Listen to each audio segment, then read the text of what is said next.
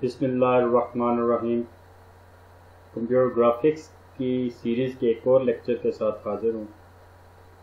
आज हम देखेंगे ऑब्जेक्ट की मूवमेंट बाय यूजिंग ओपनजीएल लाइब्रेरीज।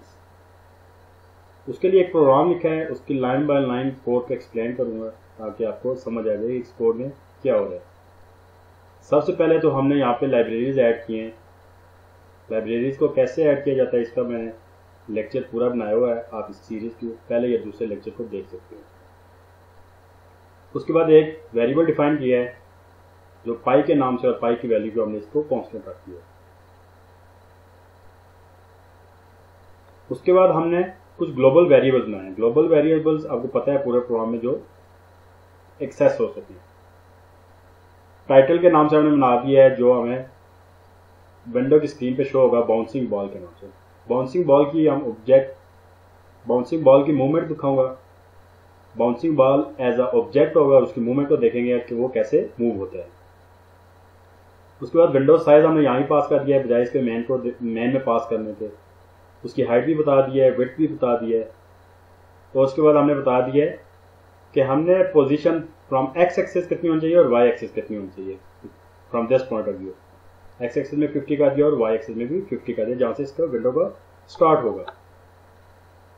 उसके बाद हमने कुछ वेरिएबल्स और ओपनजीएल के वेरिएबल्स बना लिए। ये आपके सिंपल C++ के वेरिएबल्स थे, और जहां आपको बताया था कि GL के साथ स्टार्ट होते हैं ओपनजीएल के वेरिएबल्स।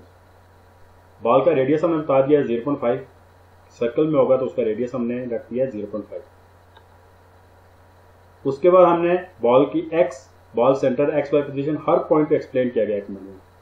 XY पोजीशन के अकॉर्डिंग बॉल की एक्स की क्या होगी, सेंटर 0.0 होगा। फ्लोट में हमने पास किया है तो 0, और वाई एक्सिस भी ओरिजिन उसका 0 पे होगा। उसके बाद हमने एक्स और वाई बाउंड्स हमने बता दिए कि मैक्सिमम उसका क्या होगा, बॉल का maximum minimum from x axis, and इसी तरह बॉल का maximum from y axis and minimum y axis variable declare किए। उसके बाद हमने स्पीड बताई है कि बॉल की मूवमेंट की स्पीड क्या होगी एक्स और वाई एक्सिस की डायरेक्शन में। एक्स स्पीड के नाम से वेरिएबल बना दिया है एक्स एक्सिस में, और वाई की स्पीड में वाई एक्सिस। तो 0.02 पिक्सल्स की मूवमेंट हो या पॉइंट्स की मूवमेंट हो एक्स एक्सिस में और इसी तरह वाई एक्सिस में हो। उसके बाद हमने बताया कि कितने मिली सेकेंड के बाद रिफ्रेश हो ऑब्जेक्ट की मूवमेंट। तो हर 30 मिली सेकेंड हमने 30 बता दिया है कि 30 मिली सेकेंड के बाद आपकी ऑब्जेक्ट की मूवमेंट हो। मिली सेकेंड इतने छोटे होते हैं कि सेकेंड का भी 30th पार्ट, जो हमें फील नहीं होता कि ऑब्जेक्ट रुकी हुई आपको नजर नहीं आती, उसकी मूवमेंट ही नजर आ रही है, इतनी जल्दी रिफ्रेश होता है। उसके बाद हमने क्लिपिंग एरिया बता दिया है, projection clipping area, left right top bottom क्या होगा क्लिप एरिया, कब हमने क्लिप करना है, कब बॉल की रोटेशन को रिवर्स करना है या क्लिप करने की जरूरत होगी, कहाँ पे ऑब्जेक्ट की मूवमेंट रिटर्न होगी, वो हमने वेरिएबल्स डिक्लेयर करनी। उसके बाद हमने inNetGL के नाम से एक वेरिएबल बना लिया है, तो वहां पे हमने इनिशियलाइज कर दिया है ओपनजीएल के कुछ एक फंक्शन को कॉल करके। क्लियर कलर आपको पता होता है, बैकग्राउंड कलर जो स्क्रीन का हमने रख दिया है वो कौन सा कोई भी आप रख सकते हो, हमने ब्लैक कलर रख दिया है। और अल्फा होता है चौथा RGB, R0 G0 B0। जब RGB की वैल्यू 0 होगी तो ब्लैक हो जाएगा, तो बैकग्राउंड हमने ब्लैक रख दिया। अच्छा, उसके बाद हमने क्या किया है, हमने डिस्प्ले का फंक्शन लगा दिया है कि जब हम उसका बैकग्राउंड हो जाएगा उसके बाद हमने डिस्प्ले में कैसे क्या रखना है, कुछ बिल्ट इन फंक्शन हमने हर प्रोग्राम में ये हमने यूज किए थे। क्लियर फंक्शन क्या होता है कि हमने क्लियर कर देना है जो ऑलरेडी बफर में पहले से बिट्स पड़े हैं। FB में जो पहले से बिट्स हैं उनको क्लियर करना है, हमने बिट्स को करना है। मैट्रिक्स मोड हमने बताया था कि आपकी जो एक्स और वाई एक्सेस में जो वैल्यूज होंगी, बेसिकली जो पिक्सल्स की वैल्यू होंगी, उनको कैसे डिस्प्ले करना है। मॉडल व्यू और प्रोजेक्शन व्यू बहुत ज़्यादा इंपॉर्टेंट दो व्यू होते हैं जिसके थ्रू हम करते हैं। मॉडल व्यू बताया कि हमने XY एक्सेस को मैट्रिक्स फॉर्म में डिस्प्ले करना है। लोड आइडेंटिटी के रीसेट कर दो मॉडल व्यू मैट्रिक्स को, कि आपने जो भी पहले मैट्रिक्स का जो आपने व्यू किया होता, प्रोजेक्शन था जो भी था, उसको आप अपडेट कर दो मॉडल व्यू मैट्रिक्स में जो हमने बताया। उसके बाद हमने क्या बनाया, GL ट्रांसलेट। ट्रांसलेट का फंक्शन क्या होता है, ट्रांसफॉर्मेशन में हमने पढ़ा था कि जिसमें हम उसकी पोजीशन को चेंज करते हैं। पोजीशन को चेंज किया जाता है XY एक्सिस में। बिल्ट इन फंक्शन बताता है आपको, F मतलब हमने वैल्यू पास करनी है फ्लोट में। बॉल एक्स हमने ऊपर वैल्यू में पास किया था, वाई भी पास किया था। एक्स और वाई जिसको हमने स्टार्टिंग 0 0 दिया था, और तीसरा हमने 0 0 वाला फ्लोटिंग पॉइंट में वैल्यू पास कर दी जी एक्सेस में। जी एक्सेस हमें चाहिए, हमने 2 डायमेंशनल है तो एक्स और वाई बता दिया। उसके बाद हमने ट्रायंगुलर सेगमेंट बता दिया सर्कल का कि किस तरह हमने सर्कल बनाना कैसे है, ड्रॉ कैसे करना है, क्योंकि हम बाय यूजिंग हम जीएल ट्रायंगल फ्रेम के थ्रू कर रहे हैं। या तो आप सर्कल के लिए फंक्शन फार्मूला लगा लें, जब आप बिल्ट इन यूज कर लें ओपन जेल के लिए।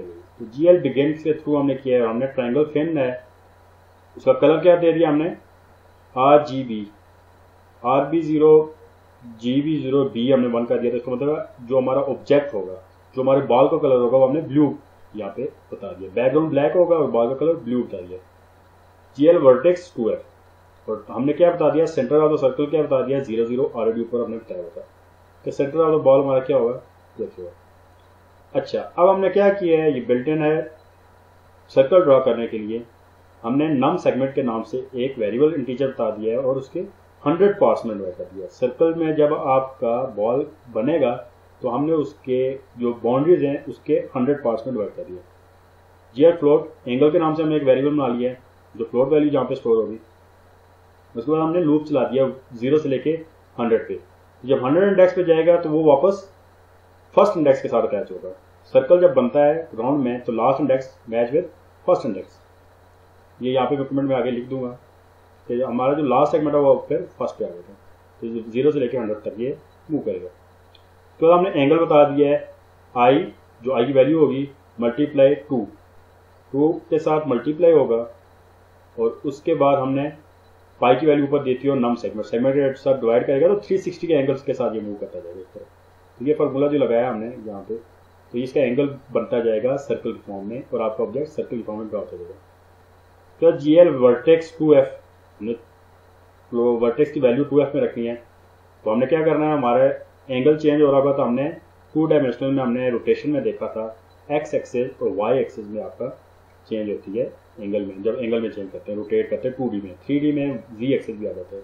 तो 2D में हमने बताया था एक्स एक्सेस में हमारा कॉस थीटा लगता है, कॉस का एंगल होता है, और बॉल का रेडियस, इस तरह वाई एक्सेस में हमारा साइन का एंगल होगा और बॉल का रेडियस उसके अकॉर्डिंग। बॉल का रेडियस हमने ऊपर डिफाइन कर दिया था, पर एंगल जो चेंज होता जाएगा वो अपडेट होता जाएगा। तो ये हमने ड्रॉ कर लिया है यहाँ से लेके यहाँ तक एक सर्कल की फॉर्म में बाय यूजिंग ट्रायंगल फैन के कमांड को यूज करके सर्कल ड्रॉ कर लिया। उसके बाद एक फंक्शन है ग्लट स्वैप बफर, जो क्या करेगा, बफर को स्वैप करेगा front end back buffer of the double buffer mode. Double और सिंगल बफर मोड हमने देखा था। तो सिंगल में क्या होता है, 1 डायमेंशनल एक ही डायरेक्शन में होता है जो आपकी बफर से स्क्रीन पर फ्लश होता है। 2 वे में आपका होगा तो बोथ डायरेक्शन में होगा आपका, और आपका फ्रंट एंड बैक बफर दोनों स्वैप होते रहेंगे। उसके बाद अब एनिमेशन का कंट्रोल कैसे करेंगे। अब हमने यहाँ पे कुछ लॉजिक लगाई, computer location of the next refresh. Her refresh के बाद आपकी बॉल की मूवमेंट कैसे होगी। बॉल एक्स की हमने वैल्यू दी थी ऊपर 0 0 और वाई को भी 0 हमने स्टार्ट में दिया था। उसको हमने कहा दिया कि ball x equal to x plus, इसको शॉर्ट फॉर्म में लिख दिया। इसको हम दूसरी तरह भी आप लिखते हैं, आपने पढ़ा होगा प्रोग्रामिंग के बेसिक कोर्स में। क्या मतलब है, ball x equal to ball x plus x speed. Ball x की क्या स्पीड थी पहले 0 और उसकी स्पीड के साथ उसकी मूवमेंट करते जाना। इस तरह y एक्सेस में भी ball y equal to y speed plus dy। तो स्टार्ट में हमने इनका क्या रखा था, x और y के 0 0, और स्पीड हमने इसको क्या दी थी 0.02 है, 0.0 जो है 7 है। तो इसके साथ मल्टीप्लाई हो जाएगा और बॉल आगे मूव करता जाएगा। स्पीड अपनी स्पीड के साथ बॉल एक्स एक्सेस में और वाई एक्सेस में यहाँ मूव करेगा। तो उसके बाद हमने देखा है कि बॉल कब तक मूव करता रहेगा। जाहिर सी बात है, जब विंडो के एज के साथ वो लगेगा, उसके जब बॉल इंटरेक्ट करेगा या कोलाइड करेगा तो वहाँ से हमने उसकी डायरेक्शन चेंज नहीं करनी है। तो हमने बॉल एक्स बताया, मैक्सिमम हमने 4 वेरिएबल बनाए थे, मैक्स बॉल की मैक्सिमम मिनिमम, इस तरह इसकी मैक्सिमम मिनिमम डायरेक्शन रहती है जो एजेस के साथ इंटरेक्ट करने के लिए थी। तो जो एज विंडो के एज के साथ करे तो उसकी मूवमेंट चेंज होनी चाहिए, उसकी एंगल चेंज हो जाना चाहिए, लेकिन स्पीड इसी तरह मूव करता रहे। हमने कहा है कि एक्स जब बड़ा हो जाएगा, बॉल मैक्स जो विंडो का साइज होगा या जो भी बॉल का उसके जो साइड का जो वॉल होगी उससे बड़ा हो गया एक्स एक्सेस में, तो हमने मैक्सिमम जो वैल्यू होगी वो हमने अपडेट होता जाएगा तो वो बॉल एक्स को असाइन कर देना, और वो स्पीड क्या होती जाएगी, ऑपोजिट डायरेक्शन में माइनस में होती जाएगी, एल्स इफ एल्स। और इसी तरह अगर मिनिमम की तरफ आती है, बॉल एक्स की वैल्यू छोटी हो जाती है बॉल मिनिमम से, तो मिनिमम वैल्यू हमने असाइन कर देनी है बॉल एक्स को, तो उसकी स्पीड इसी तरह ऑपोजिट डायरेक्शन में कर देंगे। ये तो हमें एक्स एक्सिस के लिए लगा दी condition, same as it is Y के लिए होगा। वाई की मैक्सिमम हमने जो जब बॉल जाएगा वाई एक्सिस में तो वो उसको साइन कर देंगे बी वाई को, और इस तरह वाई की स्पीड माइनस में हो जाएगी। इस तरह मिनिमम में आएगा तो उसी तरह वो मिनिमम वैल्यू बॉल वाई को साइन हो जाएगी और उसकी स्पीड नेगेटिव रिवर्स ऑर्डर में आ जाएगी। अच्छा, उसके अलावा एक हमने फंक्शन लिख दिया है रीशेप का, कि विंडो का साइज रीशेप करें तो उसके अकॉर्डिंग एडजस्ट हो जाए हमारी बॉल की, और मूवमेंट, डायरेक्शन, साइज सब कुछ उसके मुताबिक एडजस्ट हो जाए। तो वो क्या करें, सबसे पहले एस्पेक्ट रेशियो, हम अगर विंडो का साइज चेंज करते हैं तो उसके एस्पेक्ट रेशियो को वो कैलकुलेट कर ले ऑटोमेटिकली बाय यूजिंग ओपनजीएल फंक्शन। अगर साइज हाइट हमारी 0 हो जाती है तो हमने उसको 1 कर देना है, क्योंकि 0 अगर हो जाएगी तो कोई भी जब उसकी एस्पेक्ट रेशियो फाइंड करेगा तो 0 के साथ कोई भी चीज़ डिवाइड होती है तो वो एरर आ जाता है। तो हमने एक्सेप्शन हैंडलिंग के लिए 0 जो ही हाइट हो तो उसको हमने 1 असाइन कर दिया। उसके बाद हमने जीएल एस्पेक्ट बताया, एस्पेक्ट रेशियो जो ऊपर हमने बताइए वेरिएबल बनाया था उसको जीएल विड्थ इनटू हाइट के साथ डिवाइड करते जाना है, और जो विड्थ या हाइट में जो भी चेंज आएगा वो उसके एस्पेक्ट रेशियो उसको हमने एस्पेक्ट में सेव कर देना है। उसके उसी के अकॉर्डिंग हमने व्यू पोर्ट कर देना है। व्यू पोर्ट की एडजस्टमेंट, व्यू पोर्ट क्या होता है, विंडो के अंदर सब डिवीजन होती है विंडोज के पास की। तो व्यू पोर्ट हमने 0 0 बताया, एक्स वाई और विड्थ और हाइट को हमने अपडेट कर देना है according to aspect ratio. View window के साइज के मुताबिक हमने व्यू पोर्ट को एडजस्ट कर देना है। अच्छा, उसके बाद क्या है, set the aspect ratio of the clipping area to match the viewport. उसके बाद हमने एस्पेक्ट रेशियो के अकॉर्डिंग हमने क्लिपिंग कर देना है एरिया को, ताकि हमारी उसके मुताबिक बॉल की मूवमेंट हो या हमारी जो विंडो से आउट बॉल मूव ना करे या नजर आना बंद ना हो जाए, उसके अकॉर्डिंग ही बॉल की मूवमेंट रहे। उसके बाद हमने मैट्रिक्स मोड को प्रोजेक्शन में कर दिया, 3D को 2D में, वही प्रोजेक्शन मोड में हमने उसको कॉल कर लिया। लोड आइडेंटिटी हमने क्या कर दिया, जो पहले से ऑलरेडी जो एडजस्ट हुआ था, पहले हमने मॉडल व्यू मैट्रिक्स किया था उसको प्रोजेक्शन मैट्रिक्स में कर दिया। उसके बाद एस्पेक्ट रेशियो के मुताबिक हमने कह दिया कि अगर विड्थ बड़ी हो जाती है, इक्वल हो जाती है हाइट के, तो हमने क्या कर देना है, क्लिप कर देना है एरिया एक्स लेफ्ट का, लेफ्ट साइड का हमने जो एरिया उसको -1 मल्टीप्लाई स्पेक्ट जो वैल्यू स्पेक्ट की आएगी उसके साथ मल्टीप्लाई कर देना, और राइट में आ जाएगा तो उसको +1 के साथ मल्टीप्लाई कर देना। ये कोड आपने करना है। उसके बाद इसको चेंजेस करनी है वैल्यू, ताकि आपको समझ आ जाए कि -1 +1 का कैसे चेंज हो रही होती है। इस तरह एरिया हमारा बॉटम है तो उसको -1 में, और एरिया इसी तरह टॉप को 1 ही रखते हैं। इसी तरह एल्स, अगर हमारा वाई एक्सिस में चेंज आ जाती है तो हमने यहाँ पे एक्स एक्सिस के अकॉर्डिंग, अगर हाइट में चेंज आ जाती है, वेट बड़ी हो जाती है हाइट में, तो हमने क्या करना है, अगर हाइट बड़ी हो जाती है वेट में तो उसके ऑपोजिट कर देना है। तो हमने लेफ्ट को 1 कर देना है, जिस तरह हमने यहाँ बॉटम को टॉप किया था, और राइट को हमने 1 करना है और बॉटम को -1 कर दिया। यहाँ पे हमने टॉप और बॉटम को कर दिया। तो एस्पेक्ट रेशियो चेंज कर देनी है। अगर हमारी हाइट का चेंज आता है तो हमने बॉटम को -1 से एस्पेक्ट रेशियो जो ऊपर फाइंड करेंगे यहाँ पे जो फाइंड होगी उसके बाद मल्टीप्लाई कर देना, और टॉप को अगर 1 से डिवाइड कर देना, ताकि हमारी aspect ratio according to width and to height maintain रहे।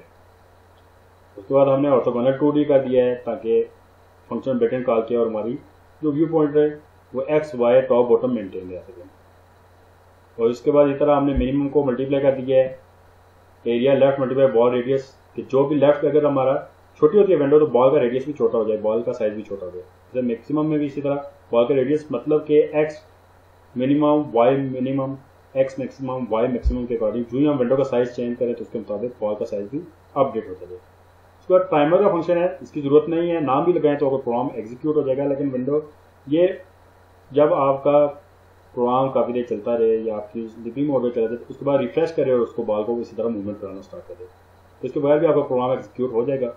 लेकिन अब आप इस प्रोग्राम में इसको यूज़ करेंगे तो आपका प्रोग्राम लॉन्ग टर्म चलता रहेगा। उसके बाद सिंपली हमने मेन का फंक्शन बनाया और उसमें सिंपल सारे यूजर डिफाइन जो ऊपर फंक्शन बनाए उनको कॉल कर लिया। हमने डिस्प्ले मोड बता दिया, GL डबल विंडो का साइज बता दिया, जो ऊपर हमने वेरिएबल डिक्लेयर किए थे वो यहाँ पे कॉल हो जाएंगे। विंडो पोजीशन हमने एक्स और वाई जो 50-50 रखी थी वो यहाँ पे 50 के अकॉर्डिंग आ जाएगी। क्रिएट विंडो, उसका टाइटल हमने क्या बनाया था, बाउंसिंग बॉल का एरे के फॉर्म में, तो वो यहाँ कॉल हो जाएगा। डिस्प्ले फंक्शन, डिस्प्ले का फंक्शन में बिल्ट इन फंक्शन के अंदर डिस्प्ले का हमें यूजर डिफाइन जो ऊपर फंक्शन में आता है उसको हमने कॉल कर दिया, ये डिस्प्ले का फंक्शन। जिसके अंदर हमने सारी डिस्प्ले होता है, बॉल की साइज, विंडो का साइज, विंडो की ऑब्जेक्ट कैसे मूवमेंट करना है, किस तरह डिस्प्ले करना है, प्लाजा सारा मूवमेंट देखिए। रीशेप का फंक्शन अभी आपको बताया कि रीशेप साइज को हमने डिटेल में डिस्कस किया हुआ है। और टाइमर को अगर हमने फर्स्ट टाइम कॉल इमीडिएटली कि हमने जो भी प्रोग्राम एग्जीक्यूट हो उसका टाइमर को कॉल करें और इनिशियलाइज कर दें जीएल को, सारे फंक्शंस को। उसके बाद मेन लूप चलती रहे जब तक आप एक्सटर्नल कंट्रोल से रोकेंगे। तो ये हमने बाउंसिंग बॉल का कोड लिखा है, ऑब्जेक्ट मूवमेंट का कोड ये सारा लिखा है। अब इसको एग्जीक्यूट करके देखते हैं ये कैसे डिस्प्ले होता है।